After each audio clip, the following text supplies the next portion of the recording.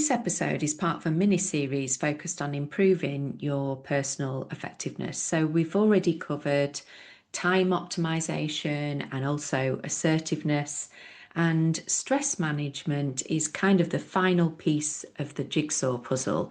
And all three topics work together to make you the most effective yet. So whether you're managing burnout, breaking the cycle of overproving your worth, or simply learning to take your foot off the gas, this episode will give you the tools to change, and for good. So in terms of what we're going to cover today, you will discover what stress actually is, from understanding your fight or flight response and the gas or brake model of your nervous system. We'll look at uncovering the hidden childhood triggers that keep you stuck in patterns you don't even realise are running the show. Then we're going to look at the disc-based stress triggers as well, which is just a slightly different angle and a way of thinking about how you get stressed based on your personality type. We're also going to be looking at the 5 different types of imposter syndrome, which silently drive overwhelm. And then the most exciting part is I will be showing you how to use a psychosensory technique called Havening. It's the same method that helped me to recover from chronic fatigue and ME, and it can literally scramble the neural pathways behind your stress responses. Now, I've put together some great free resources to help you take the next step. You can see one of them on screen right now, which is the time generator. Save up to 500 minutes. You will find a link to all of my free resources. I've also got a free journaling template that will help you identify limiting beliefs, stop you ruminating, and take you from problem to solution. If you just head over to the show notes, you'll find all the links in there. Or, as I say, if you look at the link on screen now, it's a Linktree link, Estelle B. You can find everything you need there. Now, the benefit of accessing all these free resources is that we'll also give you access to something called the Brilliant Leaders Notebook, which it actually delivers a summary of every podcast episode, but goes into a bit more detail. So if you're the sort of person that wants to take their learning to the next level, that's really useful as well. Finally, just to mention that parts of this are a live recording from a leadership development program that I ran. So there's going to be moments where you either get the opportunity to stop and carry out the activity yourself, or the other thing I've done is I have summarised all of the activities in the pause, reflect, act segment, which is always at the end of this episode, and is a series of coaching questions to get you to reflect. So let's get started. Hello, it's your leadership coach, Estelle Read, and host of Optimising Leader Brilliance, the place for calm, confident, and strategic leadership. Stay tuned to the end for a mini coaching and reflective practice. Find out more about my services by heading over to estelleread.com. So welcome everyone. We are at module 8, and this is the stress management module. So over the next 2 sections, this is what we're going to be covering. We're going to look at what stress actually is. So what are the causes and what are your triggers? And then section 2, these are the practical tools and techniques to help you reduce stress and enhance your well-being. So when we look at what stress is and what are the causes, I've got some definitions for you. So the first is the non-specific response of the body to any demand for change. Stress is the feeling of being under too much mental or emotional pressure. That's the NHS. Then we've got the Oxford Dictionary definition, physical or mental strain. But this is my favourite one because it really puts us in the driving seat and it gives us more control. Stress occurs when pressure exceeds your perceived And that's the key point, ability to cope. And it's from a really great book I can recommend. It's called Conquer Your Stress by C.L. Cooper and S. Palmer. So, to give you an overview of what stress is about, I'm going to use a metaphor of the gas and the brake. So, we're going to talk about, first of all, the gas. So, when we are stressed, it's often we've gone into fight, flight, or freeze, and this is our sympathetic nervous system. So, the way to remember this, I always think about it's the part of our system that is in sympathy with us for the thing that we're experiencing at the time. Now, it increases heart rate, respiration, perspiration, it tightens our muscles, and this is known as our fight or flight. So, if you've ever got home after a tough day at work and it feels as though your head has disappeared in your shoulders and your shoulders are tense, that's probably because you've been stuck in fight or flight for too long. Now, the system is a good system, it's a great system, and it's designed for, take for example, if a car cuts you up and you literally will take your foot off the gas pedal and you'll put it onto the brake. And so our fight or flight system enables us to react and respond really quickly. Now, the problem occurs when we spend too much time in fight or flight because our environment is stressful.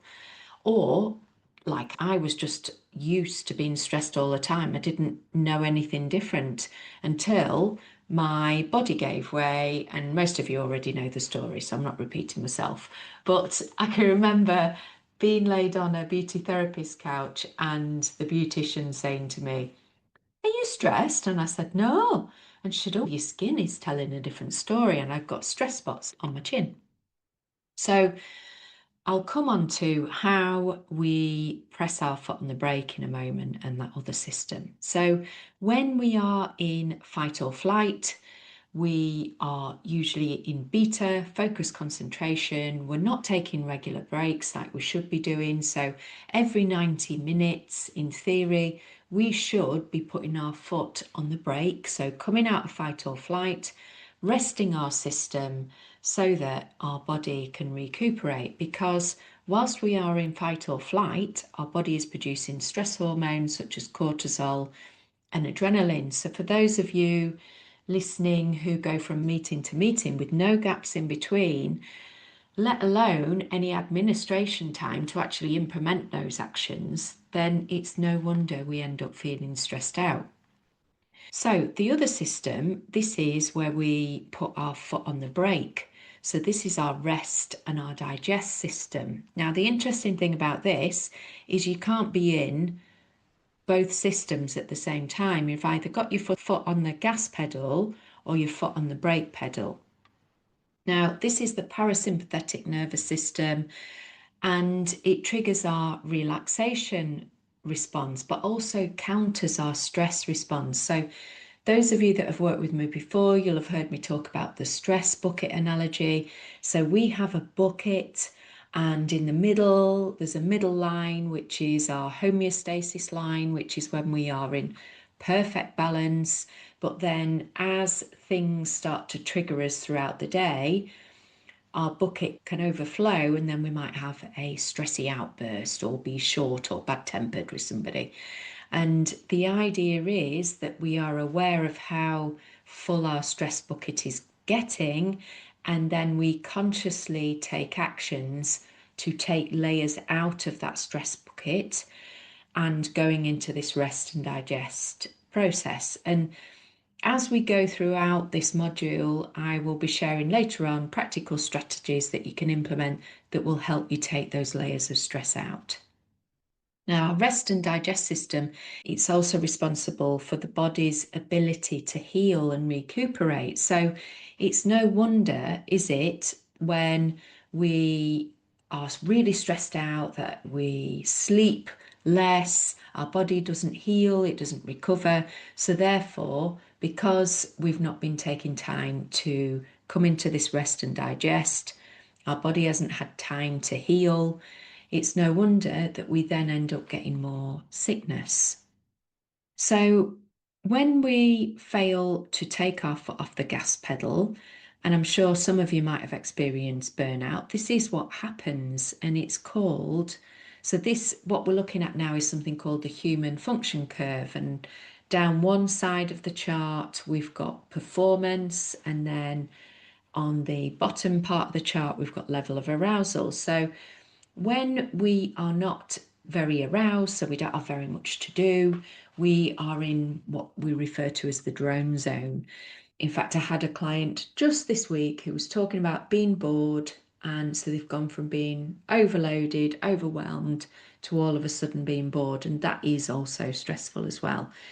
Whereas as we begin to have that healthy tension, so we have enough to keep us occupied, we can get into that creative calm zone. Our performance tends to improve, but then too much of a good thing, and I've shared in the past when I've done that, recovered workaholic, when I push things too far, then we can end up in burnout and our performance can really taper off.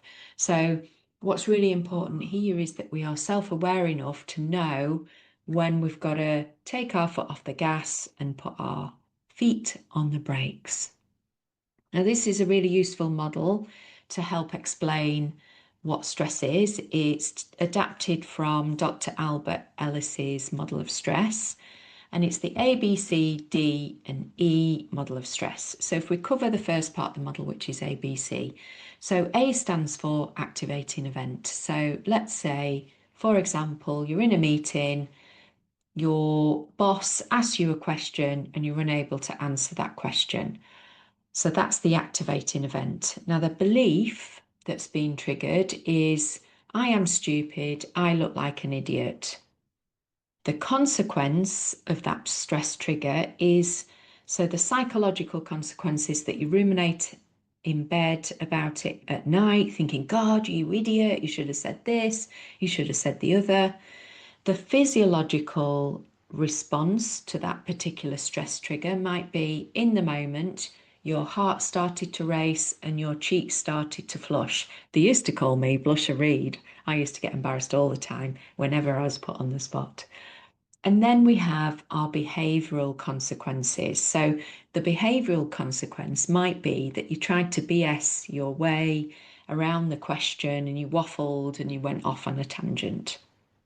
The next part of the model, this is the constructive part of the model, the D and the E. So D stands for disbelief, so basically challenging your belief. And you'll know I'm a big fan of journaling.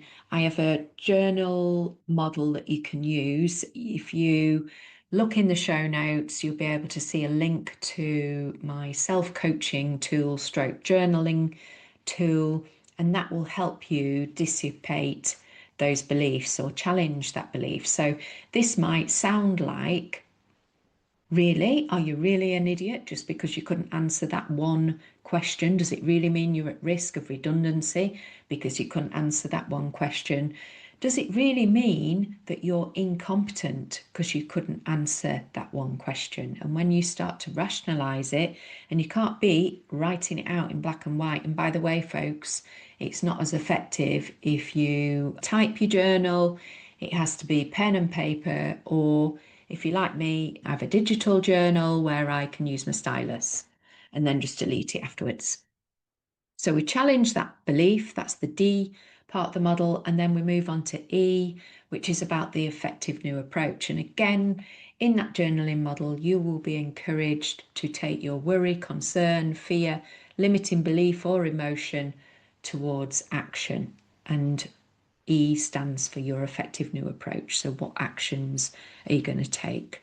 So it might be that in the future, your effective new approach would be, if you get put on the spot by your boss again and you don't know the answer, instead of waffling and going all the way around the houses, just say, do you know what? I don't have the answer to hand, but I'll come back to you. Okay, so next, what we're going to look at is our causes of stress, and I'm going to break them down into external stress triggers and internal stress triggers. So our external stress triggers. So these are often tied to major life events or our ongoing pressures. So it could be an exam, it could be high workload, it could be tight deadlines, it could be your job's at risk, something like that. Then we've got financial pressures, so unexpected bills, managing debt, general money worries. So take, for example, the other day, I got a letter off a debt recovery agency through the post. And as soon as I got it, my heart started beating fast. I was thinking, I don't owe any money. I like to pay my bills straight away. And anyway, when I opened the letter, rang them up, and even when I rang them up, I was a little bit nervous, but I had to say to myself, hang on, can you do a little thing to help me out? And that's to simply hit subscribe or the follow button now, wherever it is that you're listening. So that's maybe on YouTube, Spotify, or Apple, because that will help the podcast get found by other people. And that then enables us to keep going because we continue to keep growing. What would be 5-star amazing though is if you could also leave a review. I really appreciate it. Thanks for your support. A minute, you've not done anything wrong. It's not a life or death situation. It is literally a letter. Next, we've got major life changes. So even positive life changes like getting married, having a baby, moving house. So moving here to the Lake District was really stressful. All of that can put added pressure on us. And then we've got relationship difficulties. So it might be conflict with friends, with family, with a work colleague, or maybe going through a breakup, a divorce, or worse still, going through a bereavement. And then we've got health issues. So it might be chronic illness, or you're managing an injury. Or it could be something like your living environment. Maybe you've got a noisy neighbour, or maybe there are housing problems, or you've got a long commute, or there's a natural disaster. Like, gosh, how much stress and pressure were we under during the pandemic? And then we've got our internal stressors. And so these are often connected to our personality type, but also our triggers that were created in our childhood. And when we get on to a little bit further on, I'm going to be talking about where those stress triggers come from and how we can overcome them using a really wonderful technique. So simple terms, what I'm going to do, I've broken down our stress triggers by using the DISC personality profile. So DISC stands for dominance, influence, steadiness, and compliance. And when you look at what each profile needs, so each profile has a core need, they then develop behavioral coping strategies, and we've also got their stress trigger. So when we look at the dominance type, their core need is to feel capable. Their behavioral coping strategy in order to feel capable is winning and being in control. But their stress trigger is if someone else tries to control them. So I think we've all been there. I see it in my family. You'll have two dominant types, and both parties are trying to domineer and dictate what happens in a situation. And then you'll get a butting of heads because one person is trying to then control the other. The next type is I for influence. So their core need is to feel loved, and the behavioral coping strategy is to search for approval and interaction. So the thing that will trigger their stress is being ignored. So I've already fessed up that I don't use WhatsApp anymore, but I can remember that we have one tick for message sent, 2 ticks for delivered, and then is it 1 blue tick for opened, and then, oh, I can't remember. But we basically get ticks, don't we? And it notifies us that they have actually read our message, but they've not responded. So that would be an example of, oh, what's going on there? I'm being ignored. Then the next type is S for steadiness. This is their core need here is they want to feel safe. They search for stability and peace, and their stress trigger is conflict or having to deal with change. So that was certainly the Read household. We're all a bunch of, we all seek stability and peace. So relocating again was a big stress trigger. And then the final type is C for compliance. So the core need there is to feel competent, and it's to do with accuracy and logic. So they'll seek out accuracy and logic, which will help them to feel competent. But the thing that will then trigger them into stress is harsh criticism. So you imagine you're a person who prides themselves on accuracy, and then you realize you've made a mistake on payroll. And then the accountant then criticizes you for making that mistake. So you can either pause or it's time to reflect. And what you're going to do is you're going to think about how you can reduce your stress triggers, because when we reflect and we raise awareness, that's the first thing that puts us in the driving seat. And without awareness, we can't make conscious choices, can we? We can't make the right choices for us. So number one, identify what your stress triggers are, referencing the external and internal stress triggers I've just spoken about. Number two, identify what you believe about the situation. So I gave the example of, I received a letter from a debt recovery agency and I thought, oh, I've not paid a bill. It's going to tarnish my reputation. I'm going to get bad marks against my credit rating, blah, blah, blah. And then when I really stopped to think about it, it's like, hang on a minute, it's just a piece of paper. Let's rationalize this. Next is taking each stressor, identify which ones are within your control and which ones are outside of your control. So let's say, for example, if someone had chosen to take action against me for owing money, that is outside of my control. But what is within my control would be to pay the bill off early or to make attempts to pay the bill off. Now, as it happened, it was all absolutely fine and it was a mistake. And then finally, it's working out what's one small step or action you could take to ease your stress in that situation. So that's exactly what I did. I picked up the phone and talked it over, and that was it. Issue resolved. So just to conclude on this section, just remember you can't put your foot on the gas and the brake at the same time. And later on, what I will be talking about, so further on in the module, we'll look at those practical things that you can do to actually take your foot off the gas and take a break. The next thing is raise awareness of what is actually causing you stress, the external stress triggers, the internal stress triggers, change what you can control and take action. Now, what's coming up next is rather exciting. I'm going to be talking about how you can actually eliminate and reduce those stress triggers using a really fantastic technique. So, moving on to section 2. So we're going to move straight into havening, because this is literally like cheating change. This was the technique I used when I recovered from chronic fatigue and ME. Now, the doctor said to me, no cure for this disease. You're going to spend a lifetime in a wheelchair or in bed. Here's a card, go and have a chat in a self-help group. And I was like, absolutely not. I am not going to sit around wallowing in the issues. Thank goodness I'm in the coaching industry. And I thought, what can I do to help myself heal and recover from this? Now, if I said to you, I'd already trained as a coach, I'm also an NLP.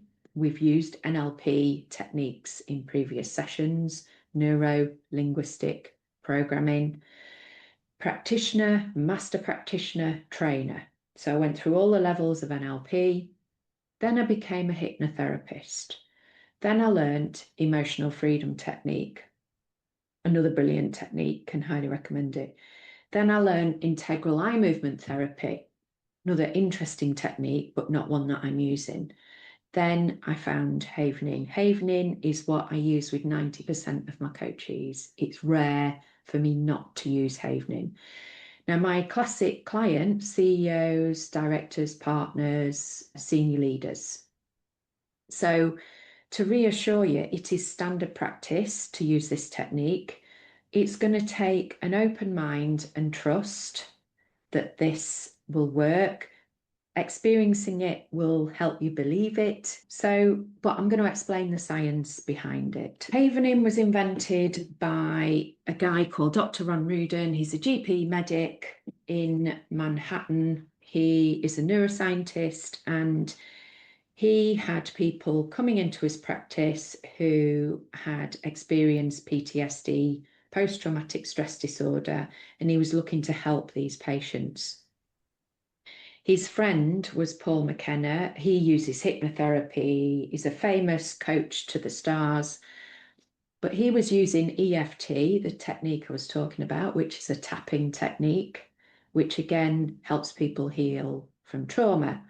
Now, to Ron Rudin, he's got a medical mind. He was like, this makes no sense. How can you tap on certain points of the body and recover from trauma? This doesn't make any sense. So he spent 7 years investigating psychosensory techniques and designed Havening in the process. So he took all the best bits of those investigations, he looked at the science, and he invented Havening. Now, when I qualified as a Havener, it's over 10 years ago now, I was number 50 in the UK, which gives you an idea of we were few and far between. Now there are thousands of practitioners, and it is becoming more and more known these days. Now, from your perspective, you've been trained to be leaders as coaches. You're not expected, nor should you, use this technique on your coachees. I'm sharing this technique so you can use it to self-haven. So, to begin with, we're going to talk about imposter syndrome again, because this could provoke more thought. And I've covered this in previous modules, so it's a quick reminder that we can get stressed out as a result of imposter syndrome. I'm going to make that connection between imposter syndrome, types, and beliefs, which then trigger stress. So this is based on the theory of Dr. Valerie Young. So there are 5 types of imposter syndrome. The first is called the expert, and this is to do with not knowing enough. So if you struggled at school, or you felt embarrassed when you were answering questions because you got something wrong, or academically you didn't perform very well, and interestingly, these kind of traumas, so we call these small traumas, not big traumas. Big traumas are things like loss of a parent, abuse, either emotional, physical abuse, parents divorcing, that type of thing. Small traumas are those events that occur, as I say, in the classroom. You put your hand up and you get a question wrong. You experience public humiliation and shame. So for me personally, why do you think I'm a trainer? I'm a coach, I'm an author. This was my category of imposter syndrome. I was sat on, I used to call it like the dunce table back in the 80s. Go and sit on the thick table. So go and sit with the other children that we don't know what to do with. Now, neurodiverse children are dealt with far better in the education system these days, but that's how they dealt with them back in the day. The next type is the perfectionist. So see which type you can relate to. So this is where a person doesn't feel they can make mistakes. So take, for example, I remember working with one client, they were the mistake child. So they were told they were a mistake by a family member, which then led to them avoiding mistakes at all costs. Now, remember also there's connections with the C profile as well. So we're going to see some crossover here. The next one is the natural genius. This is to do with I'm not good enough if I can't immediately accomplish something. So my husband is a natural genius. He should have gone to Oxford University. He was offered a place at university, but he didn't feel he fit in because he came from a working class background, so he didn't go. But that pattern, so I've seen that pattern play out, for example, when we were learning to play golf. If he can't instantly do something, then sometimes he will give up on things. The next type is the soloist. So this is to do with I'm a failure, I'm a fraud if I can't do something on my own. So back to what I was saying earlier in part one, I see connections here with birth order. So I see this pattern a lot in the last born. So firstborn, middleborn, lastborn. So lastborns, they're often left with looking up to siblings, and they unfairly judge themselves against the older sibling who can do something that they can't. So if you think about it, the classic examples are my older sibling can ride a bike and I can't. My older sibling can tell the time and I can't. My older sibling can tie their shoelaces and I can't. So there's this drive for being able to do things themselves. But the problem this causes for leaders is when it comes to delegating, that they find it hard to let go. And I've seen this pattern put leaders close to burnout because they're busy doing everything themselves and they're not delegating. And then the final type is the superhuman. So I'm an imposter if I'm not succeeding in all areas of my life. And I see this in clients who were parentified as a child. So that means they were given adult type jobs and expected to do lots of things and missed out on the childhood a little bit. So for example, I've got one exec at the moment that I'm working with, and their pattern is I'm the person who helps everyone, but they won't put their own oxygen mask on. They won't look after their own well-being because their job growing up was to take care of everybody else's needs. So throughout this theme, we've got this proving we are good enough or we are worthy enough. So answers in the chat, which pattern is you? So put number 1, expert, number 2, perfectionist, 3, genius, 4, soloist, 5, superhuman.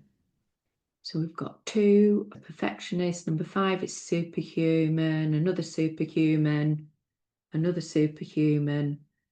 Yes, you absolutely can be a mixture. People often have several.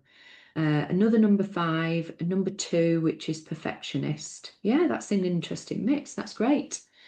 Okay, so this is how then imposter syndrome causes this domino effect. So imposter syndrome causes us to prove our worth, that we are enough. And proving our worth causes us to have too much to do because we're always in the game of proving. I'll do that because it'll prove I'm worthy enough. But this then leads to overwhelm, stress, and sometimes burnout. Either a yes or a no in the chat if you can relate to that. Okay. Good. This is where our internal stress triggers come from. So can you remember me sharing this model with you before? It's the model of personality. It's not the law. It's one model, but it's based on the fact that our personality is forming. So this model says between 0 and 21. There are other models that say we're not fully formed until we are 25. There's others that say until our 30s. But the point is our personality is forming whilst we're young. Now, the most important time in anyone's life is age 0 to 7. This is the imprint phase. So going back to when I was exploring earlier about what is that event. So the way that Havening works is we have to go for the earliest or the most traumatic event, so the most upsetting event. And that's because it's a little bit like having a beautiful green lawn, a dandelion pops up, which is the trigger. So let's say you're in a meeting, you are triggered because you've been challenged by someone. It makes you feel embarrassed, ashamed, silly, that you don't know as much as you should know. and you feel put on the spot. Now, if we were to just snap the dandelion head off by talking to ourselves in a more constructive way, the dandelion will grow back. It'll reappear. In order to prevent the dandelion from reappearing, we've got to go to the root cause, and we've got to get the root out. And that root will be in that 0 to 7 imprint period. Now, sometimes when we look at those events aren't emotionally traumatic. So again, when I was working with an exec this morning, even though they had a fear of abandonment, the first earliest memory only had a score of 3 in terms of intensity, but later on, further down that timeline, there were other events that were more traumatic. So what we do is we go for all of them. So we clear it up along the timeline. So why is change challenging? The truth is we're on autopilot. So you have been trained as coaches to question people's autopilot. So remember, we are at worst 1% conscious choice. At best, we are 5% conscious choice. When we are being coached, we are 5% conscious choice because someone is asking those deep, searching questions that enables the person to think for themselves, to access the unconscious mind. But most of our behaviour is unconscious, so between 95 and 99% of our behaviour is automatic, which is why change is challenging. So a little bit like earlier, you were talking about your habit to not keep checking emails one at a time isn't automatic yet. And it won't be until you practice it for 66 days. And that's because studies show that on average, so it's not 21 days to change a habit or behaviour, that's a myth. Studies show it takes the average person 66 days to create a neural pathway of competence. And once that neural pathway of competence is formed, then the behaviour will fire automatically and without thinking.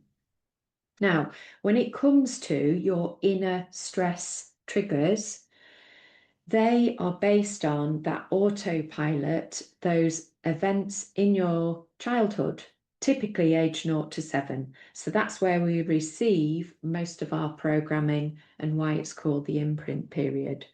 So some of these neural pathways that we've got here are unhelpful. They no longer serve us because they are triggering us into stress when we don't need it. So what Havening does is it provides an alternative solution by scrambling those neural pathways. Now, what I mean by that, it breaks the neural pathway so it doesn't work anymore. And I'll explain why it doesn't work anymore when we get to the science. But what I'm going to do, we're going to multitask. You're going to Haven whilst I'm also explaining the science to you. Now, there's some small print. So the small print for Havening. So a lot of people will say, does Havening actually work? Now, the great thing with Havening is you don't have to believe in it for it to work. So unlike, for example, when I used to use NLP techniques and hypnotherapy techniques, some people are not susceptible to those techniques. With Havening, because this is a physiological and a chemical reaction, as long as you are rubbing your hands, which I'll explain why in a moment, and you have thought about the event, Havening will be working. So from Havening headquarters, when people say, does Havening actually work? They say, well, the Havening techniques is relatively new. So even after 10 years, it's still classed as being a relatively new technique. And they're still researching it all the time. We've observed that after successfully applying the Havening techniques, so their experience is most people believe it's not going to work, but they're always astonished when it does. And you're going to get to experience it in a moment. So I've added some extra small print that I want to flag with you. So First of all, so this is from Havening HQ. Don't use Havening with yourself for serious trauma or if you suffer from any psychological disorders. Always seek out the help of a professional mental health provider or a certified Havening practitioner, which I am a practitioner. You must be qualified to use the technique on other people, which is what I was saying earlier. I've added these extra layers. This is me being super cautious. So the memory will change, the way in which you recall it. So for some people, clients have complete amnesia. So they'll say, what were we working on? I can't recall the detail of that event. I can't see the colour, I'm just drawing a blank. So they'll know the event has occurred, but it's become more of a fact, and all the sensory detail will have been removed from it. So let's say you'd got to be a witness in court and you were being questioned under oath, and they said, tell me what was the perpetrator wearing. You wouldn't necessarily be able to recall the detail because you could no longer see it. So don't haven anything that you've got to go to court for because you'll make a poor witness. And then finally, please make sure that you're safe after havening. So what you're going to experience is you're going to experience delta waves, serotonin. So you're going to feel relaxed and maybe a little bit, oh, you might want to yawn a little bit. The small print is always make sure you're alert enough to drive or operate machinery after havening. So I'm going to explain a havening activity whilst showing you how to do it. So we're going to make it really practical, and we're going to keep it nice and safe, nice and light. We're going to relate it to a work scenario. So think about a recent negative event. So no traumas, but it might be a disagreement or a conflict you had with someone at work, or it might be a situation where you felt you'd failed, you'd made a mistake, you felt upset, but something along those lines, and it needs to be at work. And then when you've thought about that event, I want you to put a thumbs up in your screen so that I know that everybody has got their event. Great. So this is the havening process.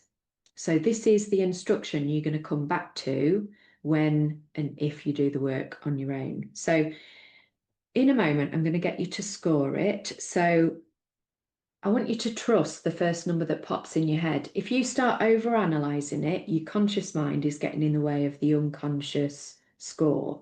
And we want your unconscious, we want that raw first number that pops in your head.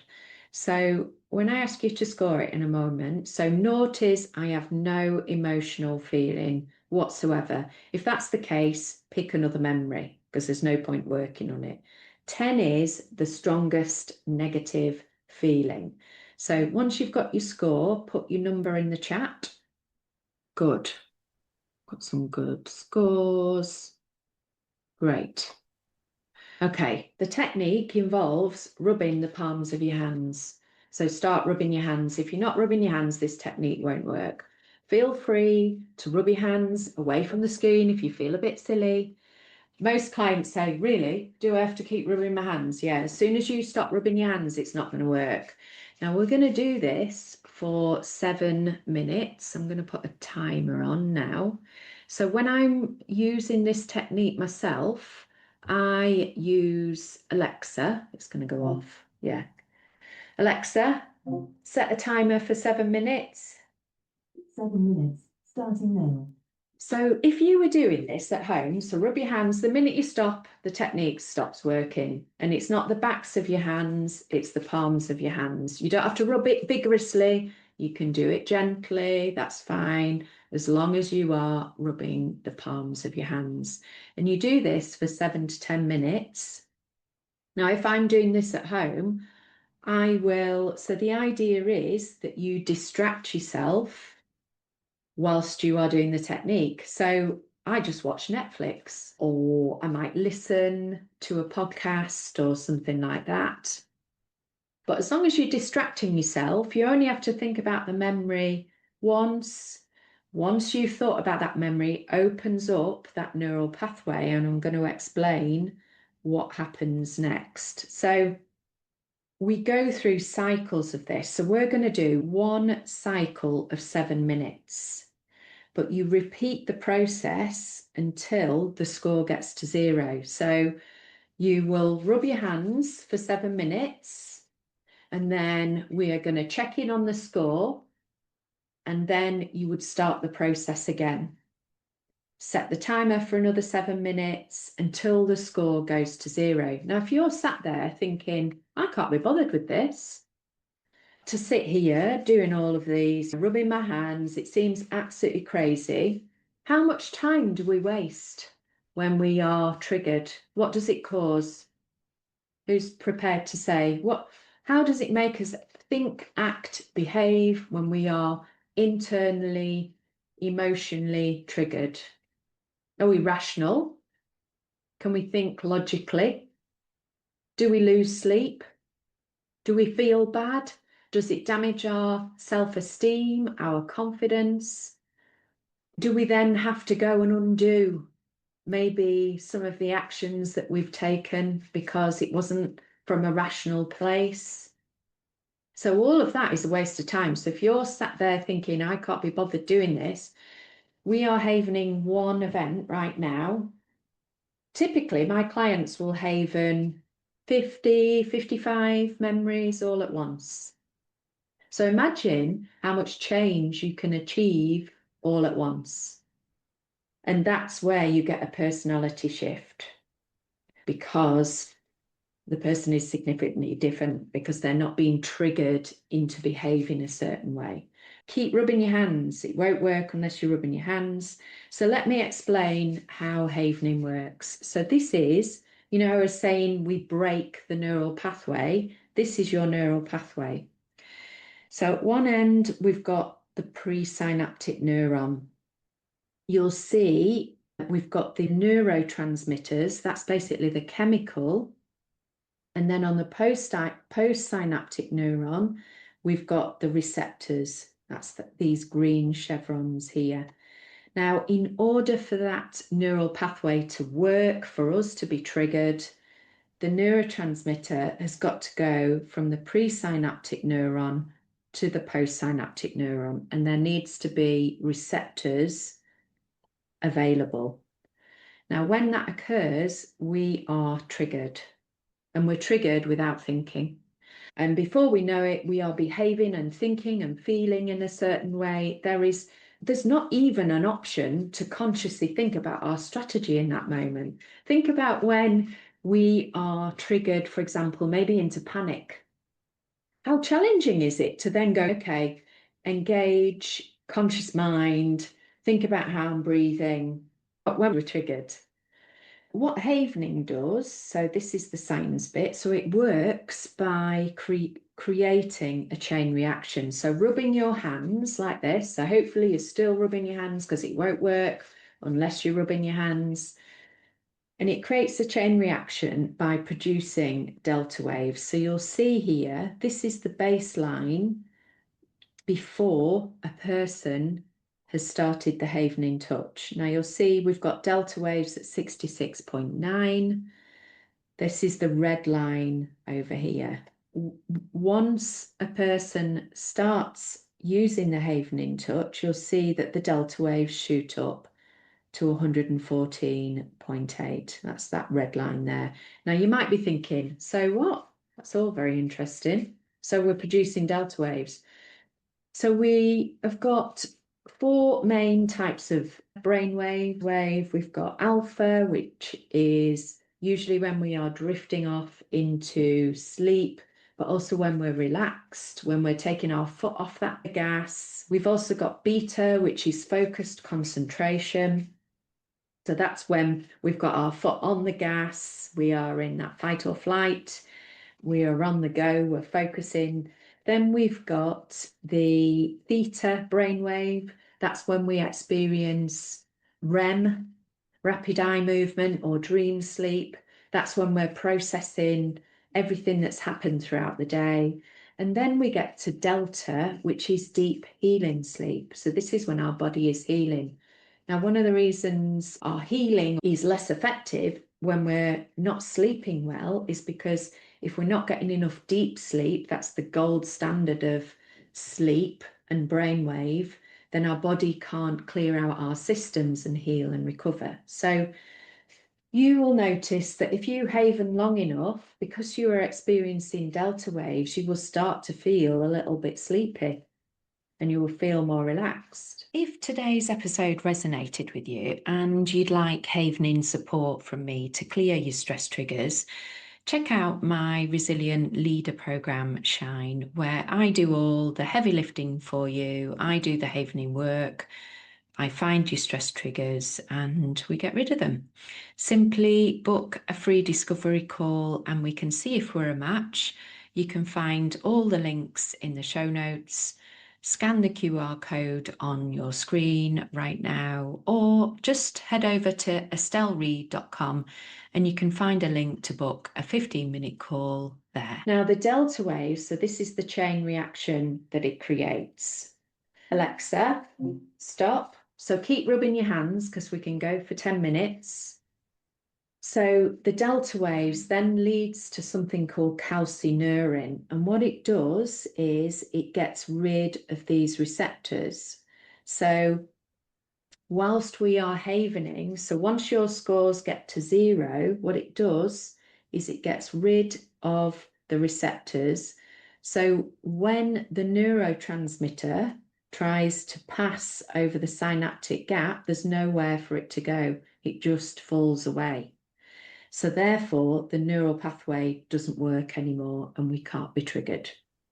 So in terms of what that looks like afterwards, so what does it result in? It gives you space to be different and to be who you really are. So that might be speaking up during a meeting without any inhibitions, without fear of looking stupid, feeling silly, being worried about getting it wrong. And you will do that without thinking, and all of a sudden you'll think, oh, I'm just being different. No, you're just being yourself. You're getting rid of that trigger that was unhelpful and created in your childhood when you were back in the classroom, and it no longer serves you. So you're getting rid of that imprint. So for those of you that use the havening technique, if you stopped rubbing your hands, then it won't have worked.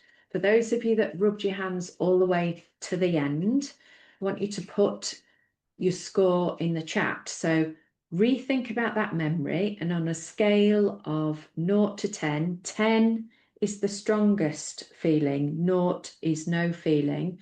So what's the new number? Has it gone up? Has it gone down? Has it stayed the same?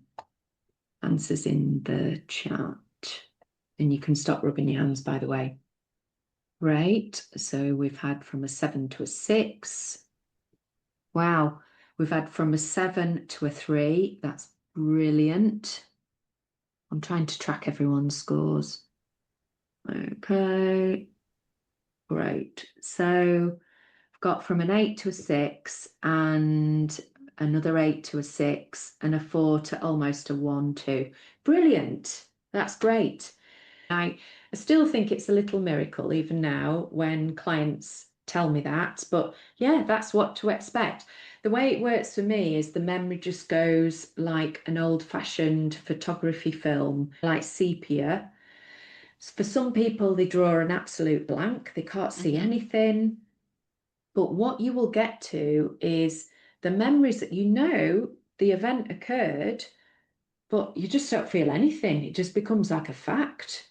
Now, you imagine doing that work on childhood events, what impact that could have. It is seriously the best technique I've ever used. And it is, I appreciate, for me, probably it seems quite simple. The hard part of havening is finding those memories. You've got to become a memory detective. And I guess that's how I make a living, because I can hear triggers in people and I'll go, it's this and this. What's the memory? and using the same language, but that's where you can help yourselves by journaling and writing your language and then asking yourself, when in the past did I feel like this as a young child? And then seeing what memories it provokes. And if it's in that 0 to 7 area, you'll know that you're on the right track. And then if you can then clear up any related events that are similar in nature, so they feel similar, and also they might have stronger scores, clear those up as well. So you want to do in between the ages of 0 and 21 and just clear them all up. Before we sign off, I'd like to invite you to my quick reflective practice called Pause, Reflect, Act. As your leadership coach, I'm here to help you translate today's insights into personal growth and your next steps. Answer the prompts that follow in your journal or notes. Alternatively, you can access my complimentary journal and self-coaching tool in the show notes or head over to estelleread.com.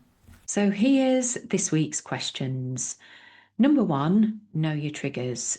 Think about a recent moment when you felt stressed or reactive. What was the activating event and what belief did it trigger?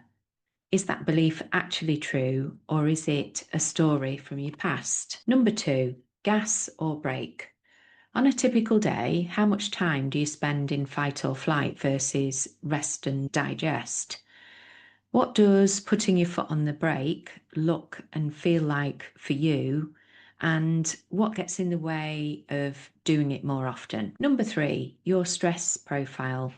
Looking at the DISC stress triggers, which one resonates most with you? Needing to control, seeking approval, craving stability, or demanding accuracy?